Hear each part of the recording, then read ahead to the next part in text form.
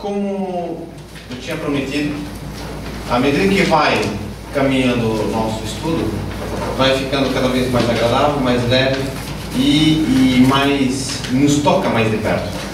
E agora vai começar realmente a mexer com a gente, porque não vamos nos vamos deixar, ou seja, continuamos sempre dentro da teologia, continuamos dentro dos princípios metafísicos que nos servem de alicerce para construir o nosso prédio, mas nós vamos cada vez mais vendo a relação direta dos anjos para conosco. E damos o grande passo agora, pois São Tomás vai nos falar do governo que os anjos exercem em relação aos homens. Para quem esteja seguindo o esquema, nós estamos na segunda página, final da segunda página, ponto 5º, os anjos governam os homens. De fato, nós vimos como é uma consequência quase que de exigência, uma exigência que não é absoluta. Deus poderia ter feito as coisas de outro modo, mas a análise, a observação das regras da natureza e da própria metafísica vão nos mostrar quanto é quase que uma exigência de lógica que os anjos governem os homens. Se Deus escolheu de realizar este aperfeiçoamento da criação através das causas segundas, através dos seres que são imediatos, aliás, não é uma figura inteiramente desconhecida de nós. Quando olhamos para o governo de qualquer nação, nós vemos que o governador, seja ele imperador na época dos romanos, na época dos gregos, mais recentemente as monarquias, etc. Hoje em dia, o governo democrático, com presidente, etc., uma única pessoa é incapaz, aliás, já vendia a rapadura, uma única pessoa não governa sozinho um país. Ele se rodeia de pessoas que se supõem competentes para cada uma no seu ramo, cada uma na sua linha, né, organizar as particularidades da nação. Um se vai dedicar à ordem, outro vai dedicar-se à saúde, outro vai dedicar-se à educação, enfim, e aí surgem os ministérios. O que é um ministério? O que é um ministro? Um ministro é um delegado, ele age na pessoa de, mediante o poder de, ele é enviado, a rigor de terminologia, em certa maneira um anjo. Os anjos, em certa maneira, são ministros. Eles, portanto, são delegados de Deus junto a nós. Agora, uma diferença fundamental, por isso que me disse que me escapou a palavra incapacidade, um elemento fundamental na distinção é que o presidente, o rei, o governador, a autoridade principal, aquele que dirige uma nação, ele não governa as particularidades de seus sujeitos por incapacidade. Se nós tivéssemos, não precisa ir muito longe, não vamos ao presidente de uma nação, vamos simplesmente ao prefeito de uma cidade, que vai ter, vamos dizer, seus 10.000 habitantes. É muito pouca coisa, de acordo com, em comparação com a mega cidade de São Paulo, por exemplo, com dezenas de milhões de habitantes.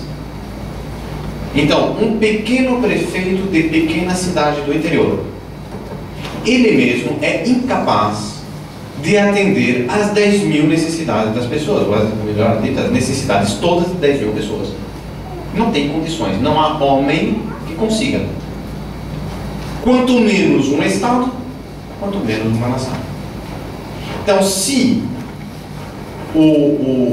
a autoridade principal de uma nação não governa as particularidades, é por incapacidade. Escapa da nossa capacidade.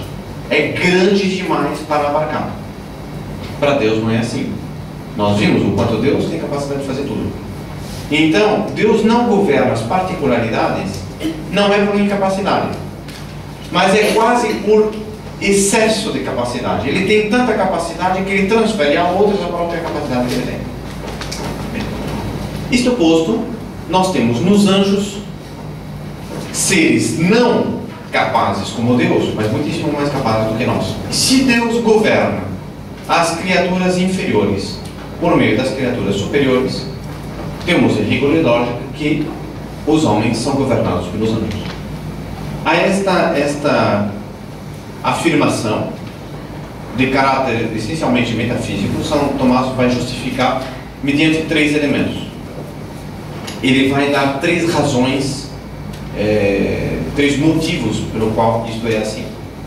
E pelo qual, sobretudo, Deus vai se interessar tanto pelos homens, que Ele vai colocar, vamos aprofundar esse tema amanhã, Ele vai colocar anjos para cuidar dos homens.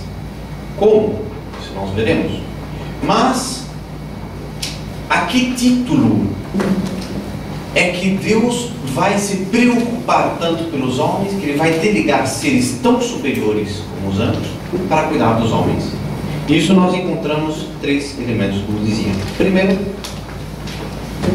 quanto maior a natureza, quanto mais alta a natureza, quanto mais perfeita a natureza, melhor é a comunicação. Isto nós vimos ontem, quando falávamos a respeito da comunicação entre os anjos, como a perfeição da natureza deles lhes permite se relacionar entre eles com uma perfeição muito superior à nossa própria comunicação entre nós. Nós temos vários exemplos disso. Telefone quebrado, aquela história que a gente vai dando uma informação, vai repetindo, quando chega no final, não tem nada a ver. E isto, por um lado. Por outro lado, ao mesmo tempo, essa intimidade e esta capacidade de difusão de uma iluminação que tem os anjos, poder se comunicar com um único anjo, ninguém mais fica sabendo, e, pelo contrário, ele poder iluminar uma grande quantidade de anjos ao mesmo tempo. Isto é na natureza angélica. Agora, é evidente que a comunicação entre os seres superiores é muito mais intensa que entre os seres inferiores. Existe comunicação entre os vegetais? Acho muito difícil defender a tese. De repente, algum cientista será capaz de fazê-lo. Mas uma coisa é certa, os animais comunicam. Isso nós o sabemos claramente. Claro que não uma comunicação dotada de inteligência, mas onde eles são capazes de transmitir informações. Volto ao caso das abelhas, que estava ontem. Uma das coisas mais impressionantes era justamente o modo como a abelha é capaz de... as abelhas elas se escalonam em várias categorias, e as mais jovens são as guerreiras. Uma vez que ela é guerreira, passou o seu período, ela vai se tornar exploradora. As exploradoras são aquelas que vão na frente do enxame e mais longe para descobrir novas áreas onde extrair o pólen para trazer. Elas vão explorar a área. Essa área está vista, essa área está vista, vamos para outra. Então elas vão procurar. Uma vez que ela encontra, essas abelhas normalmente elas andam sozinhas, não vão em grupo. Essa abelha que descobriu uma área, umas tantas flores a algum canto, ela volta para a colmeia, e lá ela vai transmitir o lugar onde se encontram essa plantação. E cheguei a assistir isso naquela caixa de acrílico que esse homem tinha instalado em casa. Eu pensei que a abelha tinha ficado louca, porque tinha um grande número de abelhas numa área aberta, dentro da colmeia, um monte de abelhas ali paradas olhando, e aquela abelha ficava para cima, para baixo, e dava círculos e rodava sobre si mesmo. Coitada, ela está doente, né? Está em espasmos finais e está todo mundo assistindo, né? Não era circo, não. Ela estava ali disse: olha, tá vendo, isso aqui é muito interessante. Isso aqui é a dança da abelha que ela realiza dentro das outras para indicar a posição. O movimento de rotação indica a orientação em função do norte magnético para onde é preciso dirigir-se. E o movimento que ela faz sobre si indica a distância. Daqui a pouco essas abelhas todas vão embora e elas vão chegar com uma margem de erro de 10 metros quadrados.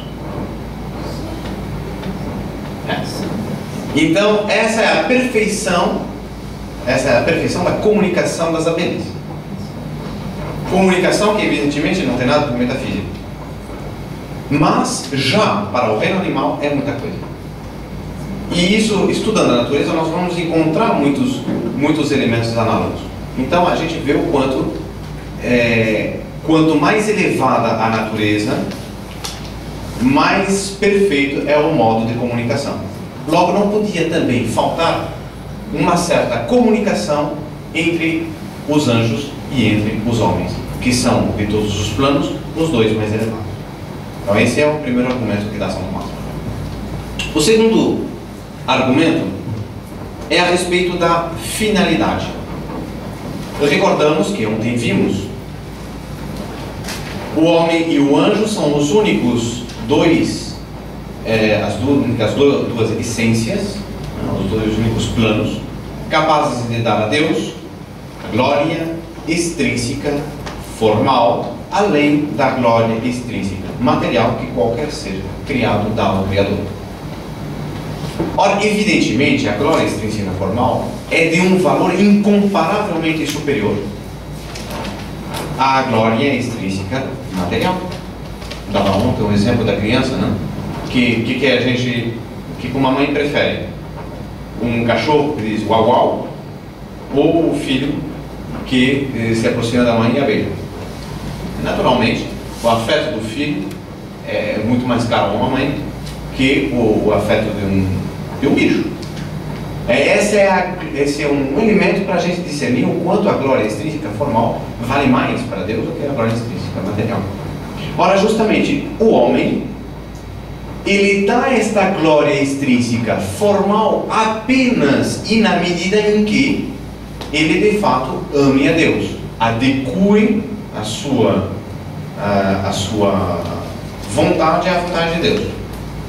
Então, na medida em que eu, de livre e espontânea vontade, ordene a minha vontade para a vontade de Deus, e o faço por amor, reverte isto em glória extrínseca formal. Ora, evidentemente, Deus deseja o maior grau de glória extrínseca formal. A gente diria só para Ele? Não, também para nós.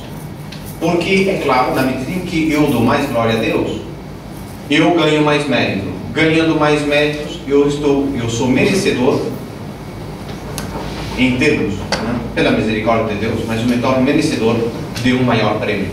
Ora, Deus que nos criou para o bem, que nos criou para a felicidade, o criou em certa medida também para aumentar a sua própria glória, mas sobretudo para associar-nos à sua infinita felicidade. Ele, portanto, quer para nós a máxima felicidade.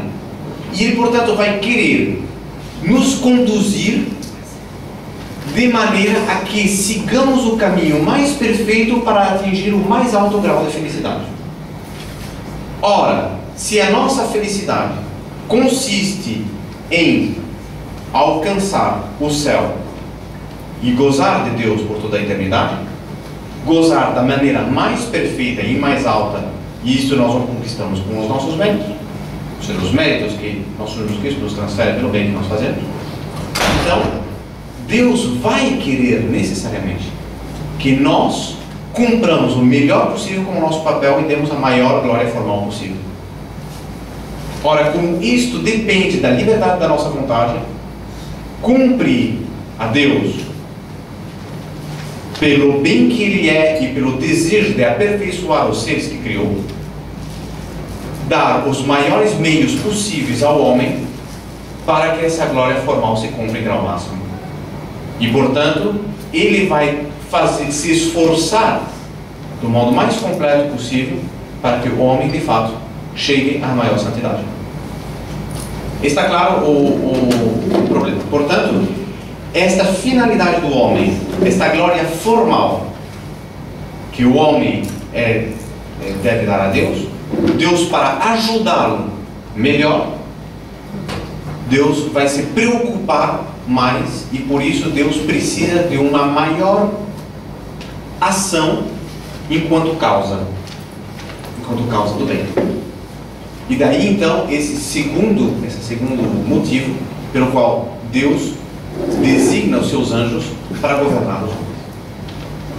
Aí um terceiro motivo é a decisão do futuro eterno. Uma coisa seria um cachorro. Cachorro, enquanto está vivo, está bem. Morreu. Onde é que vai o cachorro? Para a terra, de onde está. Nós não, temos um destino eterno. Ora, a partir do momento que nós temos um destino eterno, todos os nossos atos adquirem uma gravidade enorme, porque são determinantes do nosso futuro eterno. Nós já nesta vida sofremos bastante. Não digo que necessariamente todos soframos o suficiente, mas já sofremos bastante. Nós ainda vamos querer sofrer pela eternidade inteira? Então, se trata de conquistar a felicidade eterna. Essa felicidade eterna se conquista aqui. E, portanto, como nós víamos hoje de manhã, na presença que Deus tem junto a nós por visão, Deus que conhece absolutamente tudo que nós fazemos, o que nós pensamos, quais são as nossas emoções interiores que às vezes nem sequer admitimos para nós mesmos que nós temos. Deus que vê tudo isso está empenhadíssimo em que, mesmo que no último momento, pelo menos, o homem se volte para Deus e se torne merecedor da vida eterna. Nós temos casos assim, onde, claro, às vezes casos de justiça, onde nós vemos grandes castigos de Deus caindo sobre a humanidade, o dilúvio, enfim, isso está na Bíblia. Mas nós temos também casos impressionantes de misericórdia. Este caso de Santa Maria Egipcíaca, eu creio que é um dos casos mais, talvez mais paradigmáticos, a seguir ao caso de Maria Madalena. Maria Egipcíaca, na realidade, era uma mulher de uma vida que tinha conhecida por uma vida absolutamente péssima durante muitíssimos anos. Não se precisava os primeiros séculos da igreja. Em determinado momento, a graça tocou o coração dela, ela se converte, resumindo, e ela procura então o eremita do deserto, porque ela se dá conta que são tantos os pecados dela que ela quer expiar os pecados que ela cometeu. Procura um eremita do deserto, nessas grutas inóspitas, longe de qualquer civilização, para pedir orientação e que lhe guie no caminho da conversão. Evidentemente, o eremita do deserto, super desconfiado, conhecendo o histórico dessa pessoa, absolutamente não quer entrar em contato, não quer evitar a massa, se desconfia se não é, de repente, algum engano do demônio, e recusa qualquer contato. Ele diz: olha, é o seguinte, está muito bem, você quer se converter, está ótimo, então veja só, eu vivo na solidão, eu rezo o dia todo, etc, eu vou rezar por você, agora você quer seguir o mesmo caminho, tem lá uma gruta lá do outro lado da montanha, se você quiser, você vai lá e reza também. Ela foi. Chega a noite, e óbvio, esse eremita começou a rezar, etc, pela mudança de vida dela. A gente sabe que às vezes nós temos um arrebato de desejo de conversão, mas tudo depende depois da perseverança nesse desejo, e às vezes vem muitas tentações, vem muitas situações. Qual é a garantia que a gente tem de amanhã estar seguindo o mesmo caminho? Bem, pois à noite o eremita do deserto está rezando lá de madrugada, como muitas vezes acontecia, e enquanto ele está fora da gruta olhando para o céu, da gruta onde estava Santa Maria Egipcíaca, vê de repente uma grande luz e vê a alma dela carregada pelos anjos direto para o céu. Não, peraí, eu estou aqui me flagelando, sofrendo, rezando, aguentando luta do demônio, blá blá, e me chega essa mulher que teve a vida que teve, E de repente, chega aí uma noite, vai direto para o céu, como é que é isso? Aparece para ele um anjo e diz, sim, sim. Acontece que a conversão dela foi tão profunda, o amor dela e o arrependimento dela foi tal, e sobretudo o amor dela por Deus passou a ser tal, que em um dia de real penitência e de sofrimentos e de amor a Deus, ela reparou a vida toda do pecado que ela tinha tido. Direto para o céu sem passar pelo purgatório. Que coisa impressionante esta misericórdia de Deus. Bem, mas aí a gente vê o quanto Deus está sôfrego em converter a pessoa, em transformar a pessoa e, sobretudo, decidir o futuro eterno da pessoa no sentido da felicidade e não no sentido do castigo e da infelicidade. Mas, volto a repetir o que eu estou dizendo desde o início: tudo vai depender do nosso ato de livre vontade. Deus que nos criou sem o nosso concurso, Deus que nos ajuda sem que muitas vezes sejamos gratos, Deus que nos comuna de bem sem que nós peçamos, não nos salvará sem o nosso concurso. Então daí a importância que tem de pelo menos voltar-se para Deus e aceitar o que Ele nos dá, seja por forma de sofrimento, seja por forma de alegria, seja por forma de bênção, o que for, né? Mas aceitar o que vem dele, e esse é o desejo de santificação que tem Deus. E isto porque sabemos, morreu, nos fixamos por toda a eternidade. Estamos fixados por todo sempre, não tem volta atrás.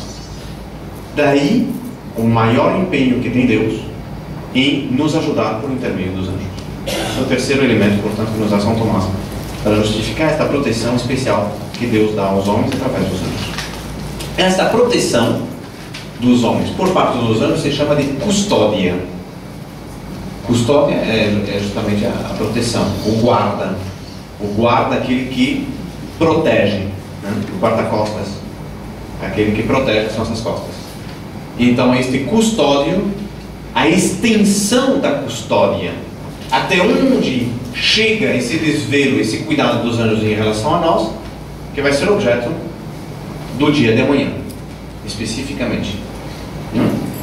Nós agora vamos ver como nós temos muitos trechos nas Sagradas Escrituras. Toda a matéria que eu dou aqui, não faço chamada a pé de página para dar citações de um do tiro, porque senão o nosso curso fica interrompido. Mas num esquema que nós poderíamos complementar desse esquema que está aqui, colocar todas as fichas bibliográficas de onde eu vou tirando as informações que eu dou. Isso poderá eventualmente ajudá-los em pesquisas ulteriores que queiram fazer. Mas se nós formos analisar as Sagradas Escrituras, sobretudo no Antigo Testamento, nós vamos encontrar muitos elementos que nos mostram como os anjos cuidam não apenas de indivíduos, como nós vemos no caso de Tobias, como nós vemos no caso de Gideão, e muitos outros casos ao longo da história antiga, mas eles chegam a cuidar às vezes de grupos ou de famílias. Depois nós vemos como alguns deles inclusive cuidam de instituições. Ao longo da história da Igreja, tornou-se muito comum a doutrina entre os teólogos, segundo a qual a cada instituição nova fundada, Deus designa um anjo para cuidá-la. Portanto, o anjo da guarda não é um benefício privativo, exclusivo dos indivíduos, mas, por exemplo, das famílias. Cada família tem o seu anjo da guarda. Cada instituição, cada conjunto de pessoas tem um anjo da guarda. Uma associação recebe um anjo da guarda. É tese de São Tomás que, por exemplo, uma ordem religiosa se funda. Na fundação da ordem religiosa, Deus manda um anjo para cuidar dessa ordem. Ou seja, nós vamos, à medida que nós vamos vivendo, vamos nos associando, por exemplo, duas famílias que se casam, Não? Duas famílias que tem uma união entre duas famílias por casamento. E às vezes é assim, tem um irmão que casa com a irmã, ou seja, um irmão e uma irmã que casam com um irmão e irmã. Às vezes acontecem coisas dessas. Duas famílias, portanto, que, por assim dizer, se fundam. Os dois anjos passam a cuidar daquela gente. E a gente, por assim dizer, vamos somando proteções de anjos sucessivos. Isso não é apenas em grupos de instituições, é também nações. Nós temos, por exemplo, no caso característico, a leitura de hoje, de Daniel, a leitura do ofício divino, a primeira leitura do ofício divino de hoje, se refere a Daniel, que se encontra lhe aparece o anjo do povo judeu e fala do príncipe dos persas e do príncipe Miguel. Então, fala dos anjos como justamente presidindo, o príncipe, aquele que preside, presidindo aos destinos de um povo. Portanto, nós temos, cada povo, por assim dizer, tem um anjo que cuida daquele povo. Uma cidade tem um anjo que cuida daquela cidade. Não apenas nações, mas também, para terem ideia, até que ponto isto se dá, até que ponto Deus designa anjos para cuidar de certos assuntos. São Tomás defende, com base na patrística, que a própria lei transmitida a Moisés por Deus, e depois, de pai para filho, de pai para filho, de pai para filho, dentro do povo judeu, se manteve até o advento de nosso Senhor Jesus Cristo, graças à proteção dos anjos. Dizia ele que se não fossem os anjos a proteger a própria explicação e transmissão da lei, a pura lei, a pura letra, não seria suficiente para que o povo se mantivesse no reto caminho. Em determinado momento, a lei, que é sempre passível de interpretação, seria deformada pelas infidelidades do povo. E se a lei se manteve inalterada até a redenção, foi graças à proteção dos anjos. Então aí nós temos alguns exemplos tirados do Antigo Testamento que nos mostram até que ponto é profunda, até que ponto é completa esta proteção que nós recebemos da parte dos anjos. Diga. No caso da mulher gestante, hoje a guarda dela da mãe pretendeu a visão. Isso. Até o nascimento. Isso. Isso vemos amanhã.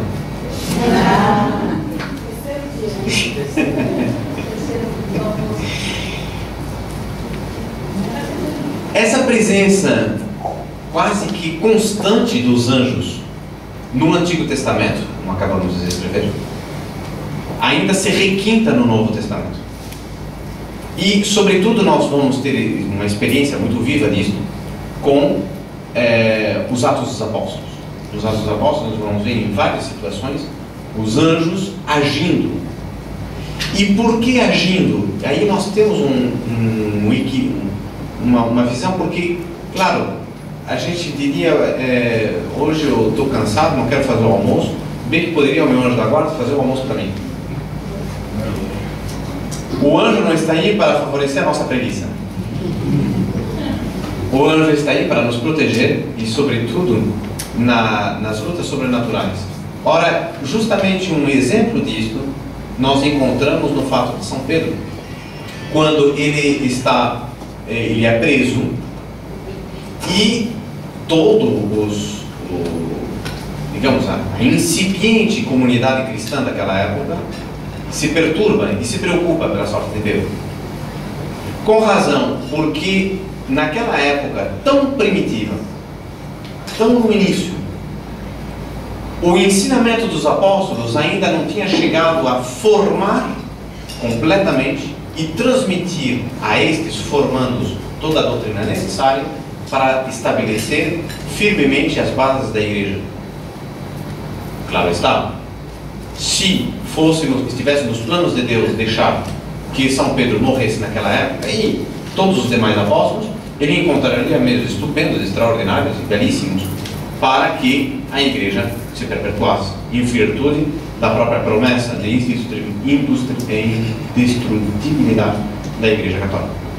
Mas Deus achou por bem que naquele momento não era a situação ideal para que São Pedro voltasse ao Pai Eterno. Numa situação como aquela, onde nenhum socorro humano era de ser esperado, e segundo nos dizia o Monsenhor, nos contava o Monsenhor, dizia impossibilidade mais necessidade é igual à hora da providência. Então, quando a gente está numa situação em que a gente tem absoluta necessidade de algo, por uma razão grave, nós estamos numa total impossibilidade de conseguir. Então, esperem, porque algo fantástico está para acontecer. Deus vai agir. E nós vemos como numa situação como a de São Pedro, realmente causaria grave prejuízo à igreja que ele desaparecesse. Ele estava na mão do poder civil. Era só dar uma ordem, como São João Batista, a cabeça dele rolava no cálice. Mas não era este o momento. Havia uma necessidade dele, uma impossibilidade de ser libertado, humanamente falando. É a hora da providência. Deus manda um anjo. O anjo entra na cadeia e liberta ele. Liberta ele uma vez, liberta ele duas vezes, ele é preso várias vezes, será libertado várias vezes, e chega o anjo para ele e diz: agora sai daqui e vai para a sinagoga pregando a respeito de todo este modo de viver. E ele volta para lá. Aí a gente vê o que é o poder que os anjos têm e como, segundo uma noção às vezes errada, a gente pensa que os grandes acontecimentos se davam todos no Antigo Testamento. Veio nosso Senhor Jesus Cristo, é o grande acontecimento por excelência, mas depois disso acabou também. Mentira.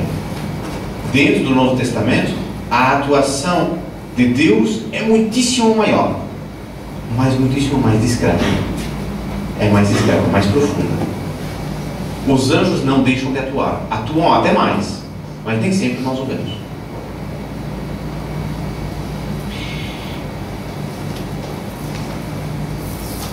Frente a isso se põe um problema que hoje de manhã era levantado por alguém, que eu não me lembro quem foi. E quando acontece o mal? Quando um país se afasta do reto caminho. Não sei se foi o senhor Roberto que fez a pergunta. Isto diminui a glória de Deus? Isto prejudica o plano de Deus? Prejudicar, em certo sentido, sim. Quer dizer, evidentemente, aquele plano original não se cumpre, mas não chega inteiramente a desfigurar o plano de Deus, no sentido da glória que este plano é devida a Deus. Por quê? Porque dizem os teólogos que a partir do momento em que o ser é criado, o ser, evidentemente, o ser racional, nós nos encontramos na mão de Deus sempre. E, portanto, nós lhe damos glória sempre. Mas podemos estar na mão direita ou podemos estar na mão esquerda. Nós lhe damos glória na mão direita por misericórdia, ou lhe damos glória na mão esquerda por justiça. E aí o papel do inferno. O papel do inferno está justamente para realizar a justiça puniente de Deus, no sentido de restabelecer a justiça em relação àqueles que transgrediram e se revoltaram contra a vontade de Deus. Vai para o inferno aquele que morre em estado de inimizade para com Deus, rejeitando, portanto, até o último instante toda esta imensa maravilha de amor e de misericórdia que nós tivemos ocasião de considerar antes. Essa perseguição, que às vezes é a expressão que eu utilizo, É esta perseguição do plano de Deus atrás de nós. Deus quase que nos persegue. É preciso resistir até o último momento. Infelizmente isso acontece. Nesses casos a pessoa vai dar glória a Deus como?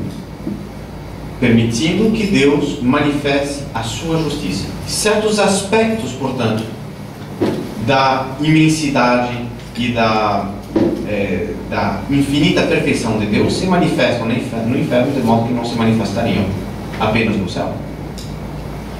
Agora, sempre que acontece um mal, Deus vai aproveitar este mal que foi feito em benefício do plano. E isto é o que, às vezes, de modo um pouco coloquial, nós chamamos que o demônio pisa no próprio rabo. Porque ele, às vezes, se esforça em conseguir um mal, Deus encontra a maneira de transformar este mal que foi feito, que não dá para remediar, mas ele aproveita os resultados, os efeitos deste mal e reverte isso em benefício do próprio plano. E São Tomás vai apontar três tipos, os três níveis de benefício que Deus extrai do mal.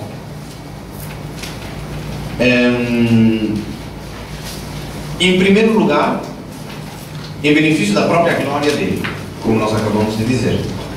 E o exemplo que ele dá é, por exemplo, quando alguém peca. O pecado é uma coisa errada, é uma coisa que ofende a Deus, sim.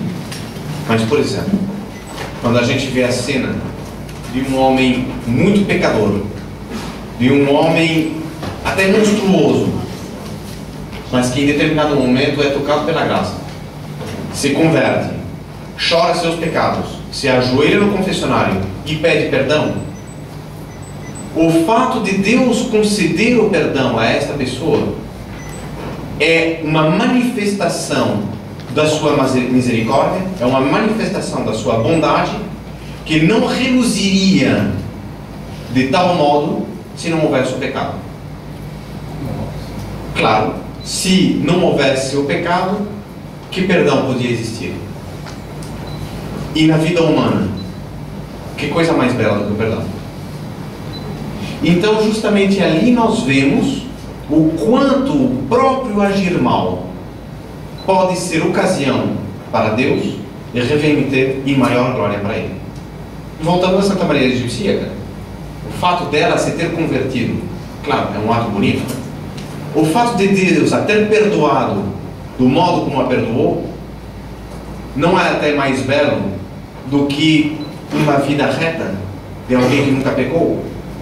É discutível, mas são duas vias belas. Padre, neste raciocínio fica a desculpa de nossos primeiros pais. Sem dúvida. Mas é claro, é bem exatamente nesse sentido que a liturgia utiliza. Ou seja, os nossos pais, nossos primeiros pais pecaram, mas deste pecado deles, vejam quanta beleza saiu. Ou seja, Deus, por assim dizer, foi obrigado, em certo sentido, foi obrigado a mudar seu plano. O plano A dele era a realização de uma multidão de seres humanos que povoassem um paraíso de delícias fantásticos, de onde só saísse amor para Deus. E daí uma felicidade imensa.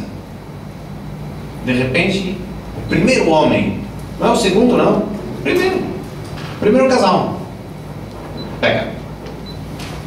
Pecou, quebrou o plano. Quebrou o plano, plano A, riscado.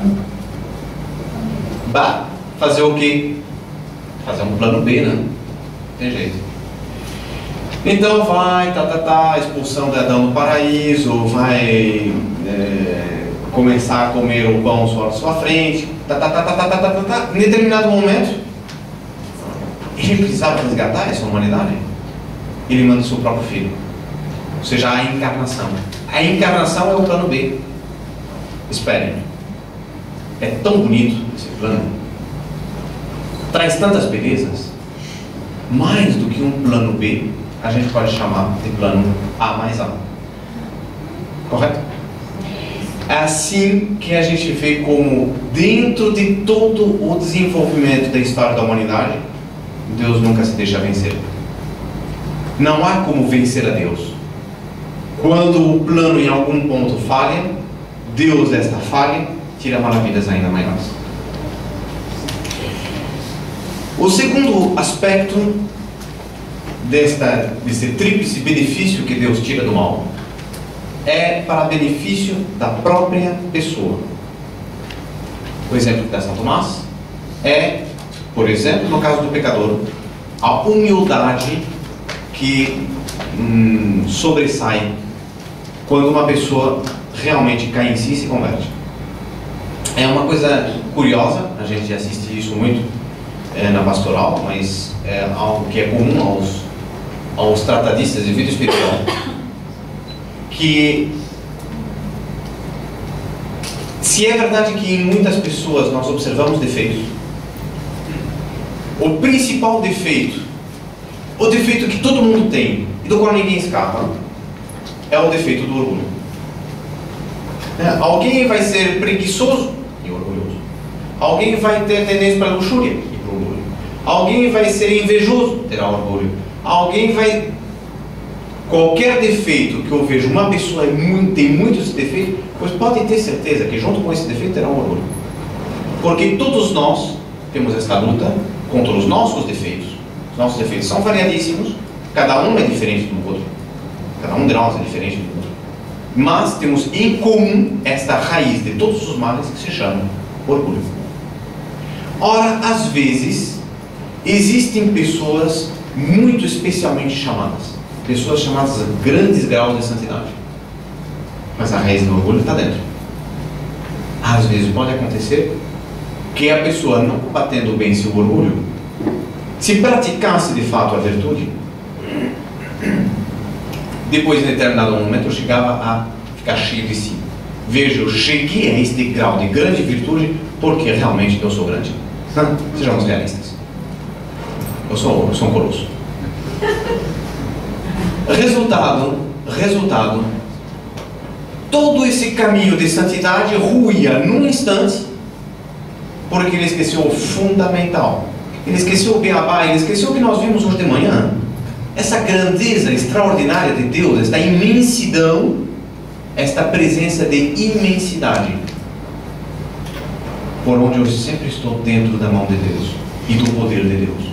Se eu cheguei lá, foi porque Deus me deu forças, porque Deus me permitiu, porque Deus me deu isto, aquilo, então eu sou isso, por quê? Porque Deus me fez.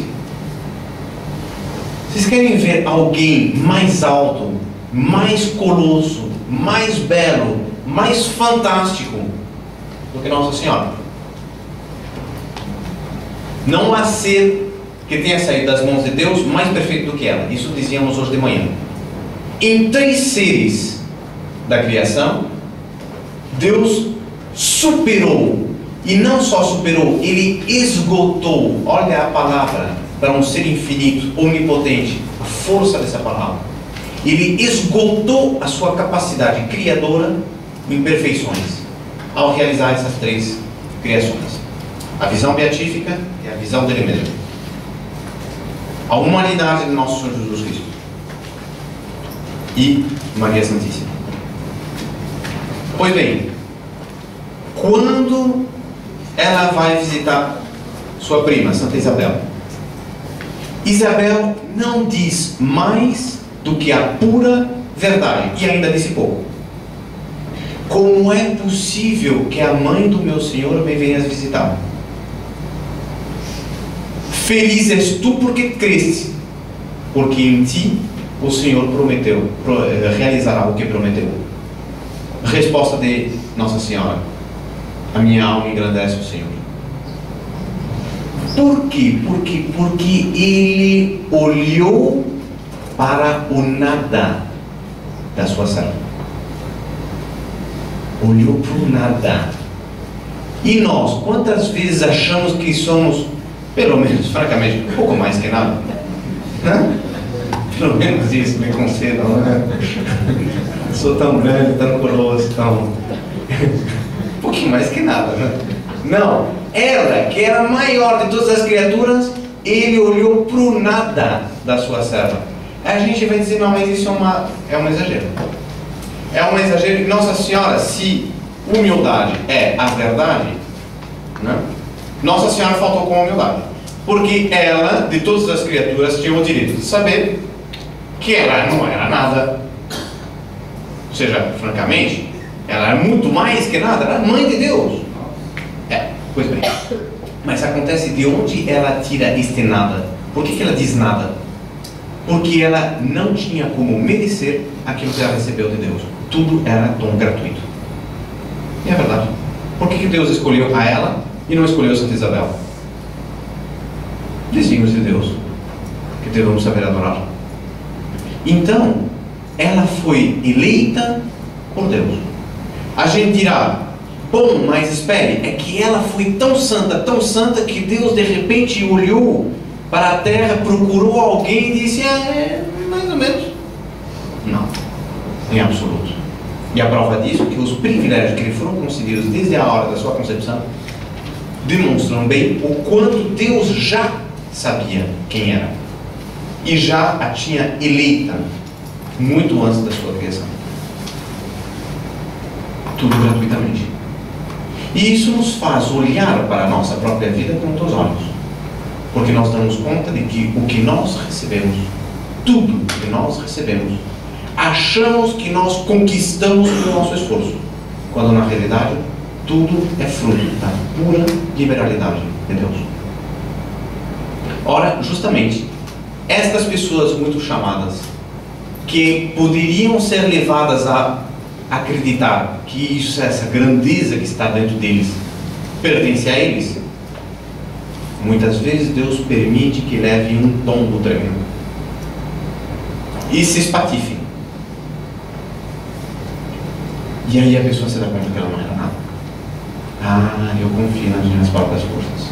Eu pensei que era forte, eu pensei que era um colosso, e agora me dou conta que eu não vale nada. Agora eu estou vendo quem eu sou. Agora eu estou vendo que eu não posso nada. Agora eu me dou conta que ou é Deus para me salvar, ou então eu estou perdido. Não tenho mais condições de enfrentar a vida, não tenho mais condições de fazer nada. Ou é Deus que me ajude, ou eu estou perdido. Este tipo de oração, quando é feita com coração sincero, opera as maiores conversões que a história da humanidade jamais presencia. Esses são os grandes momentos da história de uma alma. Quando a alma se coloca de frente para o próprio fracasso, constata a sua própria inutilidade, no sentido da incapacidade que ela tem de seguir em diante de fazer algo bom, e se dá conta que ou ela opta por se entregar nas mãos de Deus, ou ela está perdida. E ela então faz um ato de humildade, colocando-se na frente de Deus, dizendo: Senhor, eu reconheço. Senhor, eu me dou conta, agi mal. Eu estou aqui no fundo do poço. Não tenho mais o que fazer. Ou vós me salvais, ou não tenho solução. E pede a Deus que lhe ajude. Dali vêm as grandes reconstruções. Assinado Santo Agostinho. E é uma história, aliás, bastante pouco conhecida, que me surpreendeu muito quando eu li a primeira vez, e que recomendo nesse sentido que leiam. É a história de Nabucodonosor. Nabucodonosor, esse grande imperador, né, recebeu das mãos de Deus um império fantástico. E ele tinha tido manifestações. O livro da Escritura não entra em detalhes de como, mas ele tinha recebido a manifestação de Deus, que tudo aquilo que ele tinha vindo de Deus. Deus lhe prometeu: eu te darei isso, te darei aquilo, etc. Uma noite no terraço, contemplando a cidade de Babilônia, uma potência, algo como não existia na época. Era o poder que tinha derrotado os judeus, eles tinham deportado os judeus, ele tinha feito o que queria. ele olhando para tudo aquilo disse: veja só como é grande Babilônia, e tudo isto é meu. A história é longa, mas ele vai ser duramente castigado por Deus através de uma enfermidade que hoje em dia é catalogada dentro das enfermidades psiquiátricas como licantropia. É um distúrbio mental onde a pessoa se identifica com animais. Então naquela loucura dele, ele se identificava com os lobos e saiu uivando para dentro do mato e conviveu vários anos com os lobos, segundo o escritor sagrado. E em determinado momento, diz a escritura que o pelo se lhe cresceu como de lobo, as unhas se lhe voltaram duras, etc, etc. Isso tudo tem explicações científicas múltiplas. Mas em determinado momento, naquela selva, naquele abandono tremendo, em determinado momento Deus lhe devolve a lucidez. E ele volta assim naquela situação toda. Pois bem, naquela hora ele tem uma oração a Deus que é lindíssima. Lindíssima. Que é bem exatamente a oração do orgulhoso que se converte. E que se dá conta do nada que ele é. E de como essa situação na qual ele se encontra é consequência do orgulho que ele teve. Levantando-se contra Deus, achando que era seu aquilo que pertencia a Deus. No fundo é o roubo, e é o pior roubo que se pode fazer, tentar roubar a Deus. E ele então se converte, e Deus lhe perdoa tanto que ele é reinstituído na realeza e volta a ser o grande imperador da Babilônia. Eu acho que uma história dessas, realmente conselho que vão atrás procuram ler mais completamente, mas me parece uma imagem de como Deus se utiliza do próprio mal, do próprio pecado, em benefício da pessoa quando ela aceita a graça. O terceiro elemento é o fato de que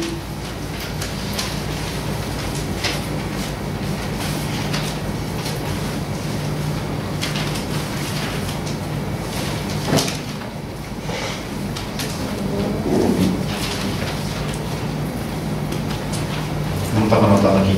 É a exemplaridade. A exemplaridade, o fato de que, através de grandes manifestações de Deus frente ao pecado, fique uma lição para toda a humanidade.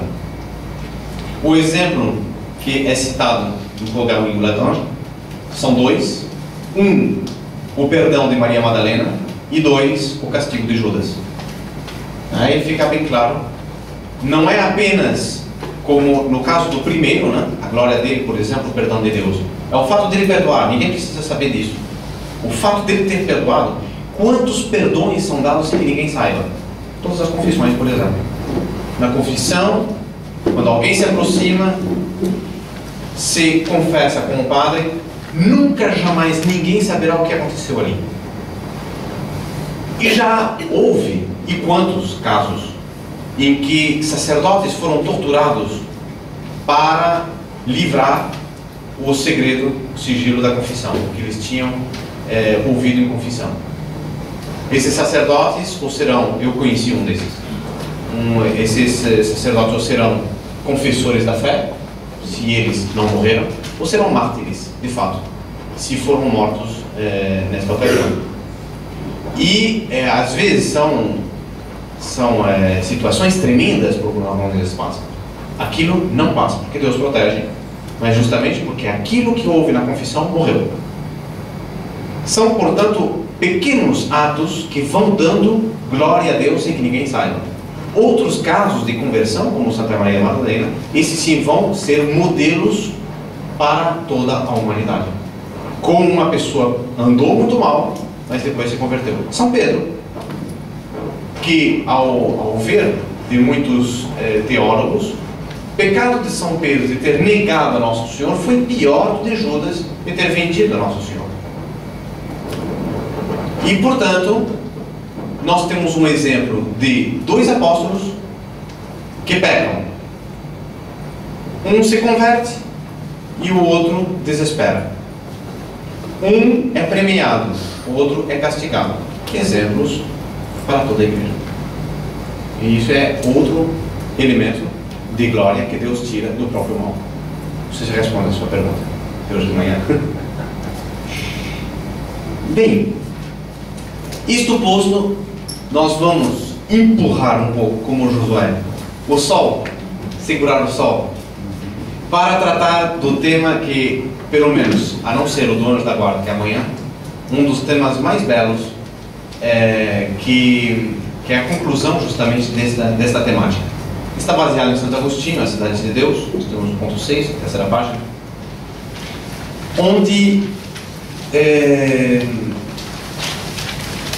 Santo Agostinho vai nos mostrar que a visão que nós temos da história está em considerar a sociedade conforme nós o estudamos em sociologia, em filosofia, etc. O que é uma sociedade? Sociedade é um conjunto de pessoas, vamos começar assim. Conjunto de pessoas, claro, porque cachorro não faz sociedade. Gato não faz sociedade. Rato faz colônia, não faz sociedade. Formiga faz formigueiro, não faz sociedade. Tá bem, os seres capazes de realizar uma sociedade são apenas os seres racionais, homens e anjos. Muito bem. Então, vamos primeiro definir então a sociedade como um conjunto de pessoas, portanto, um conjunto de seres racionais. Conjunto de pessoas que convivem. Claro, não há sociedade, por exemplo, se eu tenho uma pessoa numa montanha, duas pessoas num outro pico de montanha e umas 3 pessoas lá no vale. Não tenho sociedade. Sociedades são pessoas que convivem, implica uma comunidade. Correto? Esta comunidade, que está, portanto, em relacionamento mútuo, está unida, para que haja sociedade, com vistas a uma mesma finalidade. Se eu tenho 10 pessoas, posso eventualmente ter ali uma sociedade, mas cada um quer puxar numa direção. É impossível a sociedade. Sobretudo se a direção é oposta aos demais. Eu tenho uma sociedade, portanto, quando eu tenho um conjunto de pessoas que convivem em vistas a uma mesma finalidade. Visto isso e considerando os homens e os anjos, eu tenho de que vamos dizer assim, os anjos e tenho abaixo, tenho os homens. São os únicos seres que são capazes de sociedade, correto? Logo, eu disse conviver, não é isso? Precisa viver junto, senão não é sociedade. Os homens vivem em sociedade, correto? Vivem entre si, comunicam entre si, falam entre si, pronto, eu tenho uma sociedade de homens. Nós, desde ontem, estamos considerando os anjos. Vemos como eles vivem, como eles convivem, como eles se relacionam, têm a mesma finalidade. Então pronto, eu tenho 2 sociedades. Sociedade de anjos e sociedade de homens. Estamos de acordo? E temos aqui um elemento que é a barreira das naturezas. Muito bem. Santo Agostinho vai dizer que anjos e homens formam, em certo sentido, um só conjunto de ordem mística, a igreja. Claro que os anjos não estão aqui, mas eles não estão vivendo aqui na terra, mas eles fazem parte da igreja triunfante, fazem parte da igreja do céu, fazem parte, portanto, dessa visão de Deus. Fazemos parte de uma mesma ordem natural, saímos das mãos de Deus, temos a mesma finalidade, estamos ordenados para o mesmo fim. Perdão, o mesmo fim será a ordem metafísica. Ou seja, de dentro da ordem metafísica, nós temos o mesmo fim. Isso nós já ouvimos. E nós temos, inclusive, uma comunhão, formamos um mesmo conjunto sobrenatural. Por que sobrenatural? Por causa da graça. Os anjos têm graça? Bom, aí está a questão. É que a graça é um auxílio que Deus dá no estado de prova. A graça é semente de glória. Isto é, quando o homem se enche de graça, morre no estado de graça, se apresenta diante de Deus para o juízo, ali o homem, na visão de Deus, quando ele entra na contemplação da visão beatífica, é inundado de felicidade. E o grau de graça que ele tinha se converte em glória. Porque ali está fixado para toda a eternidade. Aquele grau, por isso diz São João da Cruz, no entardecer desta vida, sereis julgados segundo o amor. Porque, como diz São Paulo, a fé, que é acreditar naquilo que não se vê, desaparece. Porque a minha fé se transforma em visão. Eu creio num Deus que eu não vejo. De repente, eu vejo. Desaparece a fé. É transformado pela visão. Eu tenho esperança. Sim, o que é a esperança? O desejo da posse. Eu quero ter, quero possuir a Deus, quero possuir o céu, eu quero estar lá. Em determinado momento, Deus te diz: você quer? Aqui está. Me dá a posse do céu, a posse da herança. No momento que eu obtenho, eu não tenho mais esperança de ter, eu já tenho. A esperança se me transforma em posse. E a caridade? A caridade continua. E ela continua no mesmo grau que eu tinha na terra na hora que eu morri. Por isso que é importante crescer em amor. Porque aquele grau de amor com o qual eu morro, na terra, em minha vida, o amor pode aumentar ou diminuir. No momento em que eu morri, fixou. E este grau de amor que eu tinha a Deus na hora que eu morri, é aquilo que eu vou ver de Deus na eternidade. É o meu grau de glória na eternidade. Então isto que para os anjos foi graça e é glória, para nós é graça e será glória. Por isso todos nós participamos deste mesmo conjunto sobrenatural. Está bem claro? Muito bem. Por outro lado, se não me engano, é o próprio Catecismo da Igreja Católica, né? Em vários números, 334 ou 335, vai nos falar dos anjos, mostrando como eles nos ajudam. A vida da igreja se beneficia da ajuda misteriosa e poderosa dos anjos. 334. Que em sua liturgia a igreja se associa aos anjos para adorar o Deus 3 vezes santo e invoca sua assistência. Então nós temos a ajuda dos anjos, nós temos que os homens se associam aos anjos, nós temos a assistência dos anjos, assistência aos homens por parte dos anjos.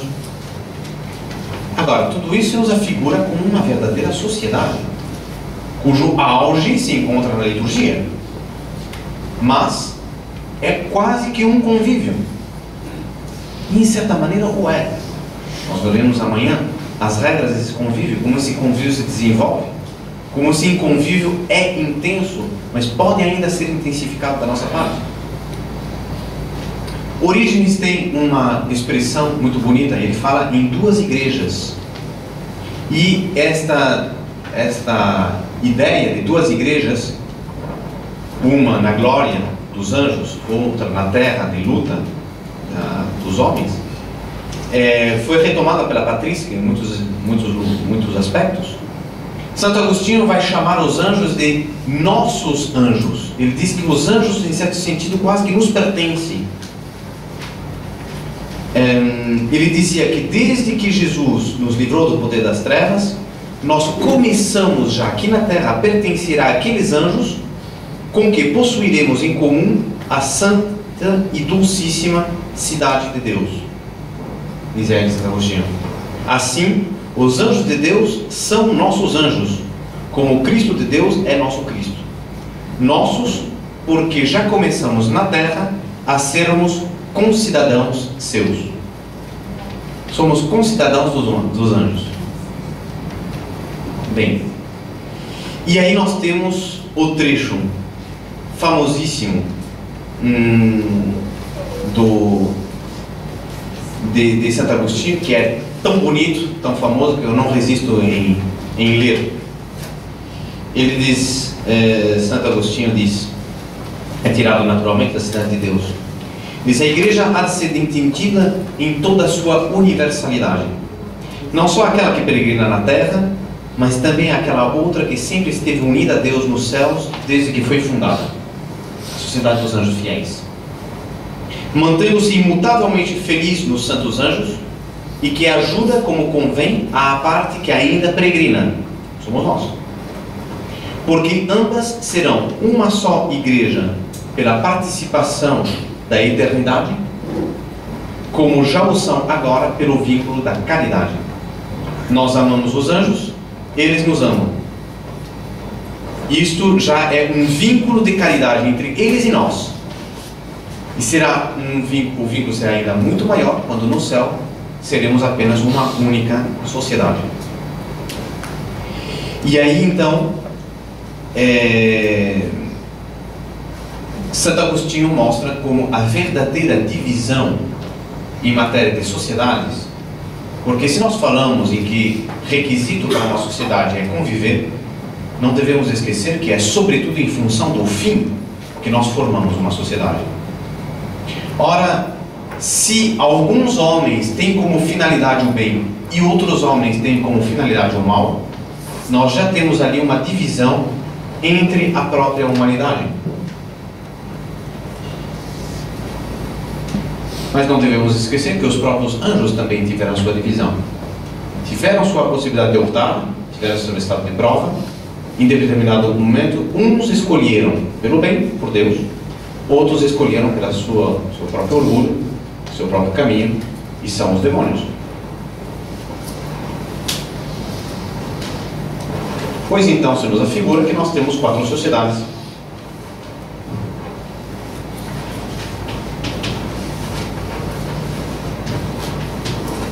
Correto?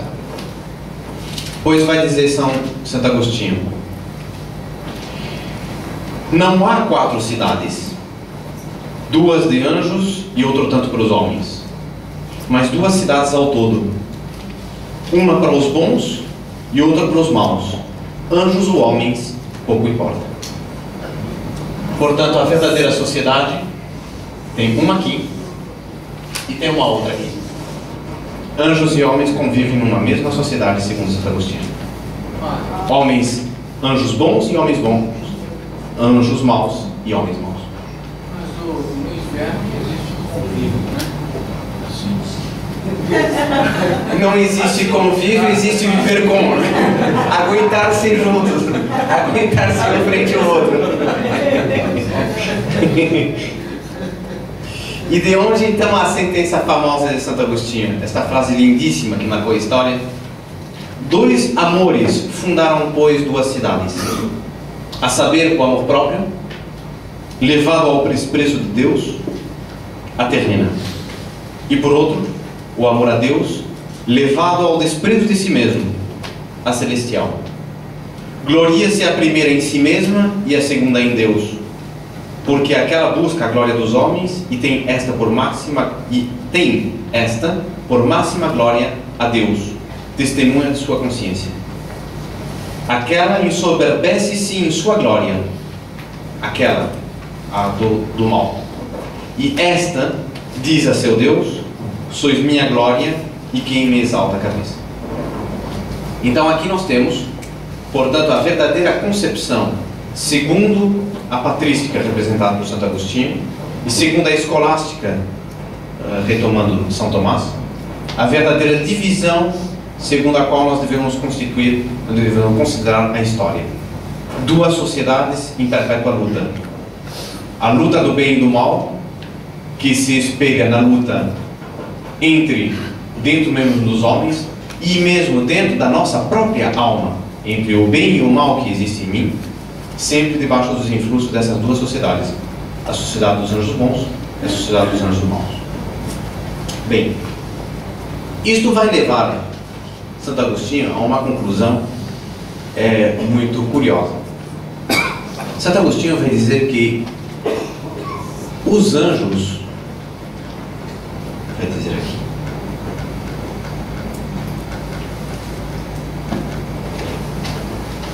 os anjos são também considerados pelo preceito evangélico de nosso Senhor Jesus Cristo do amor ao próximo. Nós nos lembramos daquele episódio contado ontem, o doutor Dalei, que se aproxima de Jesus, ele pergunta: Senhor, qual é o mais alto dos mandamentos? Amar o Senhor teu Deus, toda a tua alma, todas as tuas forças, e ao teu próximo como a ti mesmo. Nisto está contido toda a lei e os profetas. Então, o mestre da lei continua, segundo o evangelista, querendo justificar-se, ele pergunta: e quem é o meu próximo? Vem então a parábola do bom samaritano. Passa um sacerdote, então até aquele homem que foi golpeado por bandidos, está abandonado no seu próprio sangue, jogado na calçada. Passa um sacerdote, dá a volta, vai embora. Passa um levita, vai embora, um judeu, e aparece um samaritano que cuida daquele homem, o salva, o protege, o leva para o hotel, paga tudo. E quem é então o próximo daquele lá? O que usou de misericórdia para com ele. Pois bem, vai e faze tu o mesmo, diz nosso Senhor. Pois bem, este conceito de próximo, segundo Santo Agostinho, se aplica também aos anjos, porque ele se pergunta: quem é o nosso próximo? Aquele que está do meu lado. Ele diz: o próximo, o meu próximo, é aquele em relação a quem deve-se exercer a misericórdia. É o que está dito na parábola do bom samaritano. Se está em necessidade, o que seria preciso aliviar se sua indigência o exigisse. Esse é o meu próximo. Eu tenho que ajudar este meu próximo, aquele que precisa de ajuda, aquele que está em necessidade. Ora, disto decorre naturalmente que aquele de quem eu estou no direito de esperar o mesmo, também é o meu próximo. Porque ninguém pode estar próximo de mim sem que eu esteja próximo dele. Proximidade é um atributo de relação e, portanto, vale para os dois termos. Então, se eu julgo que de alguém eu devo esperar que me ajude quando eu estou em necessidade, ele também é meu próximo, não só aqueles a quem eu posso ajudar. Está claro o mecanismo do pensamento? Então ele vai concluir. Ora, acontece justamente que o preceito, portanto, que nos ordena amar ao próximo, compreende também por aí os santos anjos, já que eles nos dão as mais palpáveis provas de misericordiosa compaixão. Portanto, em função do preceito de amar o próximo, diz Santo Agostinho que eu sou obrigado a amar os anjos como eu amo o meu próximo. E quantas vezes nós esquecemos os anjos? Quantas vezes a gente se lembra do anjo, melhor a gente deveria dizer. E entretanto, nós deveríamos amá-los tanto quanto nós amamos o nosso próximo. Porque os nossos mais próximos, porque eles são próximos de nós. Eu vou dizer mais: não há ninguém, nem sequer uma família, que seja tão próximo de mim quanto o meu anjo da guarda. Não existe. Isso nós veremos amanhã. O famoso terceiro dia.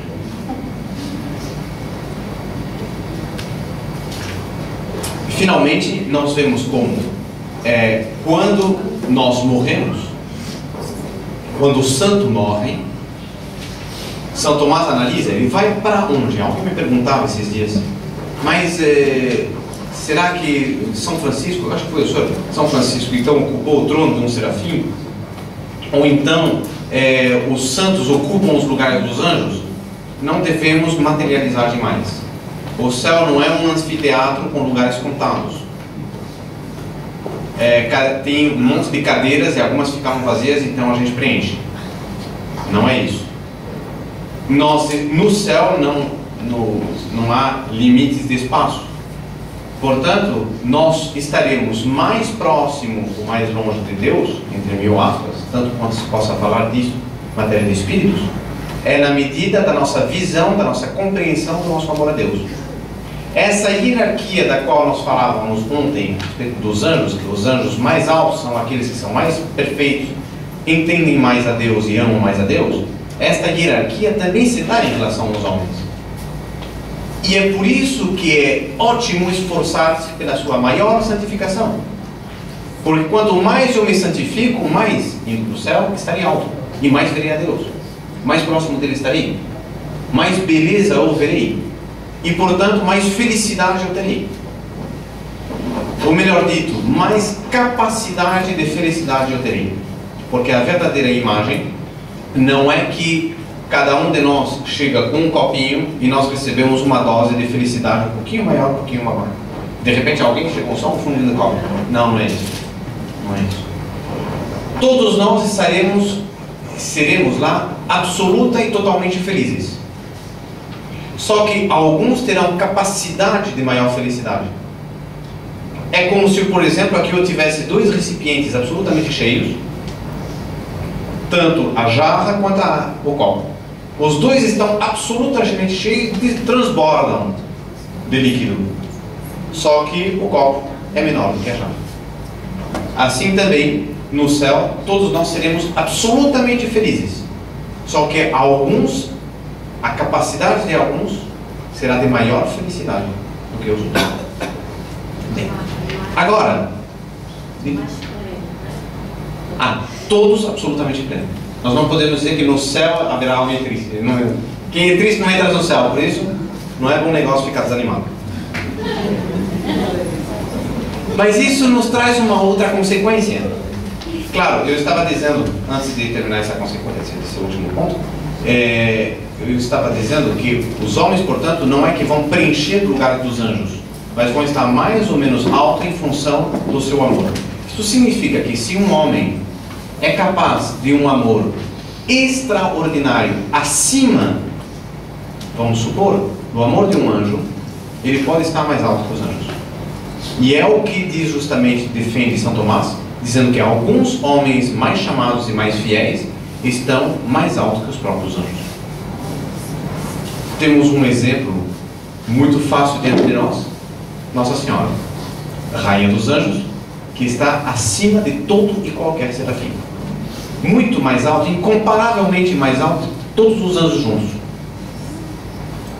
E é por isso que dizem os teólogos que a fidelidade de Maria foi tal, a glória que ela deu a Deus foi tal, que se toda a criação tivesse levado a breca, se todos os seres tivessem entrado em caos, os seres materiais e racionais, que se a Terra toda, todas as constelações tivessem destruído, que se os próprios homens, todos, se tivessem condenado no inferno, que se a totalidade dos anjos tivesse se revoltado contra Deus, não tivesse ficado um só anjo no céu,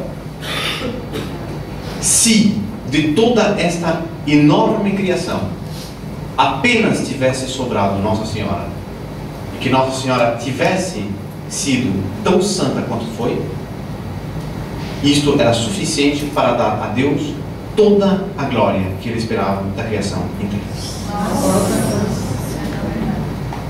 Isso mostra até que ponto Nossa Senhora está incomparavelmente acima de qualquer anjo. E mais uma vez a gente vê a total liberdade que usa Deus de dispor dos seus próprios bens. Porque nós vemos, está na parábola do Evangelho, a parábola dos trabalhadores, os que trabalham desde a primeira hora, e os que chegaram na última hora, faltava meia hora para terminar o trabalho. Não deu nem tempo de tirar a enxada lá do hangar para levar para o campo, já estava na hora de voltar. Ué, mas você vai receber tanto quanto eu? Eu trabalhei o dia inteiro aguentando o calor, o cansaço. Disse, amigo, não foi isso que contratamos? Ou é que estás invejoso de mim, que sou bom, e criticas o fato de eu querer dispor dos meus bens como quero? Isso mesmo poderia responder a Deus àqueles que julgam que isto está sendo uma injustiça. Deus é soberano. E soberano, Ele, portanto, decide a quem Ele dá, mais ou menos. A Nossa Senhora Ele quis dar tudo. E então, nós vemos assim como nós não devemos estranhar se consideramos o céu não apenas uma hierarquia onde de cima estão os anjos e abaixo os homens, mas se no fundo é uma hierarquia permeada de anjos e homens, em constante relação, entranhadíssimo convívio. E portanto, já nesta terra nós temos uma única sociedade dentro do bem, entre anjos e homens. No céu nós teremos uma só hierarquia, louvando, amando, conhecendo a Deus, feliz pela eternidade inteira. Bonita perspectiva. Todos estão convidados a participar. Por hoje nós temos encerrado o nosso currículo, a não ser que alguém tenha alguma pergunta. Esta é a nossa última reunião de hoje e, portanto, retomamos amanhã para ver, almoço, terceiro dia, as relações mais precisas, mais exatas de cada um de nós com o seu próprio anjo da guarda. Por favor. O senhor falou que Deus instituiu um anjo para cuidar da cidade de cada família, né? Mas isso também, em relação ao trabalho, uma empresa, ele também constitui um anjo ali para nós. É difícil porque não existe catálogo de endereços, catálogo de telefones dos anjos. É difícil dizer, mas é muito provável que assim seja. É muito provável que assim seja. É difícil defendê-lo, sim, por vias de certeza, mas com toda razão podemos acreditar nisso. Por favor. Eu já vi alguns papéis, mas não vi isso em livro. Consagração aos santos anjos. Isso procede? Veja, na realidade, precisamos ver exatamente no que consiste a consagração. O que é uma consagração? Consagração é, na realidade, quando nós nos consagramos a Nossa Senhora, se não é consagração, então, a consagração que nós fazemos a Nossa Senhora é uma espécie, é uma forma de devoção quer dizer entrega, por onde nós, considerando a excelência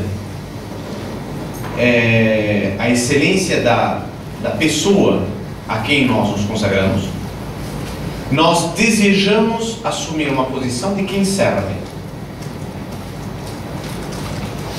Me coloco às ordens de, desejo seguir a, opto por seguir o modelo de, e quero assim participar de algum modo daquelas qualidades perfeitíssimas que eu vejo naquele ser.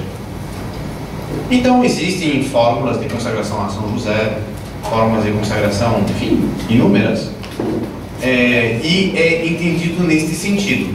É uma entrega com vistas a um comprometimento de fidelidade, de seguir aquele modelo que me é dado, e em contrapartida receber um maior auxílio, maior proteção. É, portanto, por assim dizer, considerado de uma maneira um pouco, talvez, materialista, uma espécie de contrato bilateral. Bem, em relação aos anjos, isto é uma prática que surgiu naturalmente na igreja, como tantas outras devoções. Mas, contudo, é preciso pontualizar que, no que diz respeito à consagração aos anjos, houve um movimento, não sei exatamente precisar da data, não tenho aqui, embora eu tenha pesquisado a respeito, que visava, de muito boa fé, transmitir e incentivar nas pessoas a devoção aos santos anjos. Acontece que nós estamos vendo, nesses 2 dias que tivemos, o cuidado que nós devemos ter em fundamentar tudo aquilo que nós estudamos sobre os anjos na doutrina da Igreja e em princípios sólidos. Isto não impede que na minha devoção privada eu tenha certos anseios de alma, que eu não posso afirmar talvez como doutrina, mas, enfim, certas noções. Existem revelações privadas, existem muitas coisas que podem incrementar a nossa devoção. Não é doutrina da Igreja, mas incrementa a minha devoção. Agora, eu sempre tenho que tomar cuidado de não transformar em doutrina oficial aquilo que não é. E eu tenho bem presente que nestes movimentos houve uma parte que sempre esteve muito ligada a tudo o que a Igreja ensinava. Mas houve pessoas que se acharam numa certa liberdade de ir além. Quando isso se trata de uma questão de espiritualidade, de uma questão interna minha, segundo o famoso axioma da Igreja, de interne nec ecclesiam. A Igreja não entra na consciência da pessoa, na sua espiritualidade. Mas isto sim, ela toma cuidado em que não seja ensinado como partindo da própria Igreja. E disso surgiu então uma consagração aos anjos, cujo texto eu nunca li, mas cujo conhecimento eu tive lendo documentos da Congregação para a Doutrina da Fé, que alertava os fiéis a respeito do cuidado que deviam ter em relação a isto. Fosse ou não fosse, não sou eu que vou julgar isto, pertence à autoridade da Igreja fazê-lo. Mas eu sei que, portanto, houve certos aspectos aí difíceis. Perdão? Excessos? Eventualmente alguns excessos, mas que, portanto, a Congregação para a Doutrina da Fé julgou importante até intervir para esclarecer os fiéis a respeito. Agora, isto evidentemente não deve ser entendido nunca como como um desejo da Santa Sé de refrear a devoção aos anjos. Muito pelo contrário, tal seria. Mas apenas de colocá-los no justo rumo e, sobretudo, no equilíbrio que deve sempre reinar entre aquilo que é uma devoção pessoal e aquilo que é o ensinamento da Igreja. Então, nesse sentido, houve de fato uma tal qual proibição desta consagração aos anjos, etc, etc. Depois de alguns anos, esta consagração reformulada foi apresentada para a Santa Sé, que aprovou esta congregação. De maneira que hoje em dia nós já temos um texto de consagração ao anjo da guarda, aprovado e ratificado pela Congregação da Doutrina da Fé da própria Santa Sé. Não poderia haver maior autorização do que esta. Essa primeira era que era mais semelhante à Santa Escravidão. Por isso que eu perguntei. Eu não sabia que tinha uma aprovada. É por isso que é preciso tomar o cuidado e sempre referir tudo aquilo que a gente aprende. Mais uma vez, eu insisto, a gente entra no Google e vai procurar por anjos e vai encontrar de tudo. Então, é sempre verificar as fontes junto às autoridades eclesiásticas, que são as que, em definitiva, vão nos dar realmente o que é. Agora, sem dúvida nenhuma, é evidente que, considerando esta doutrina, a doutrina da escravidão de São Luís Maria Grande Montfort aplicada a Nossa Senhora, se presta a lindíssimas aplicações para o anjo, para os anjos e, em específico, o anjo da guarda, sem dúvida nenhuma. Ô padre, eu tenho uma dúvida aqui sobre a luta contra o mal, Efésios. Fala assim que Pois a nossa luta não é contra o sangue e a carne, mas contra os principados, potestades, dominadores deste mundo tenebroso, os espíritos malignos espalhados no espaço. Então também existe isso dos anjos maus, esses tronos, potestades e dominadores. Veja, nós conseguiram ouvir bem a pergunta? Então, de fato, por onde nós vimos ontem a estrutura hierárquica dos coros angélicos, nós vemos como, no fundo, esta hierarquia está baseada em características ontológicas. Não quero dizer, portanto, que no inferno exista uma hierarquia organizada e com inteira disponibilidade de serviço de quem está mais embaixo, que está em cima. Mas essas diferenças ontológicas, sem dúvida, persistiram. Porque quando o anjo mau, o demônio, abandonou a visão beatífica, o que ele perdeu foi a graça. Ele se torna inimigo de Deus e vai para o inferno. Assim como o homem no inferno não deixa de ser quem ele foi, continua com a mesma memória, com a mesma inteligência, a mesma capacidade, assim também o anjo. O anjo não perde absolutamente nada da sua natureza. E isto o faz dele, aliás, do demônio, isto faz do demônio um adversário temível e tão poderoso, muitíssimo superior à nossa natureza. E por isso também deve ser muito mais temido por nós. Daí a grande luta entre anjos e demônios, poderes muito mais fortes do que nós, muito mais capazes do que nós, e nós no meio. Daí a importância dos anjos da guarda. É o tema. É amanhã. Mais alguma pergunta? Tinha. Segundo, veja, tinha. Segundo São Tomás, né? Eu estou me falando no São Tomás. Eu não penso nada. Quem pensa em São Tomás?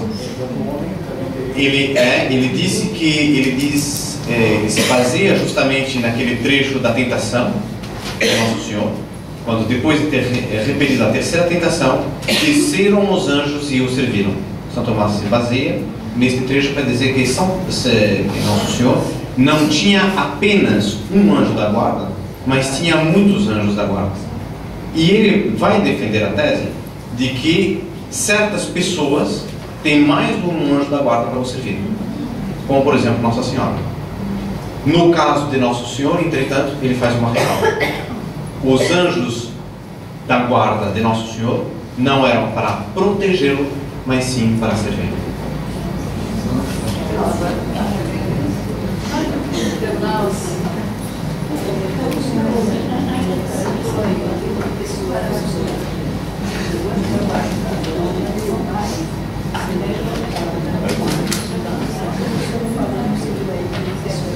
Ah, sim.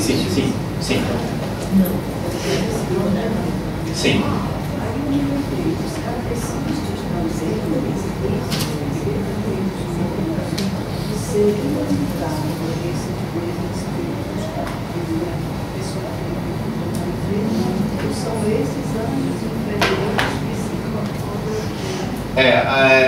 A senhora está perguntando se, no caso dos kardecistas que invocam os espíritos, dizem que vêm espíritos, se aplica o mesmo daquele caso que contei ontem de um rapaz que viu o pai após a morte.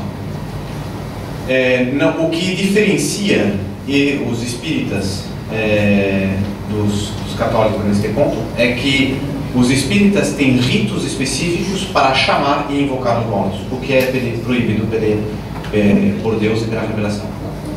Então, isso de invocar e pedir a presença dos mortos por XYZ motivos é algo que é proibido pela igreja. Mas o que acontece às vezes é que Deus permite que isso aconteça, porque Deus quer. Então nós não devemos invocar o Espírito para que ele me apareça, usar ritos ou magia ou o que seja para provocar a vinda desses espíritos, independentemente da vontade de Deus. Sem embargo do que, não existe nada de errado em dizer: meu Deus, quero ver meu anjo, por favor, faça meu anjo aparecer. Se Deus quiser, fez. São duas coisas bem diferentes. Agora, o que é que aparece para os kardecistas? Não sei, nunca perguntei mais. Me perguntaria. Diga. Como é que é escolhido o nosso anjo da guarda? Se a gente, desde que já está na barriga, a gente já tem um anjo. E o que é que acontece com o anjo também quando a gente morre? Excelente pergunta, que responderei amanhã.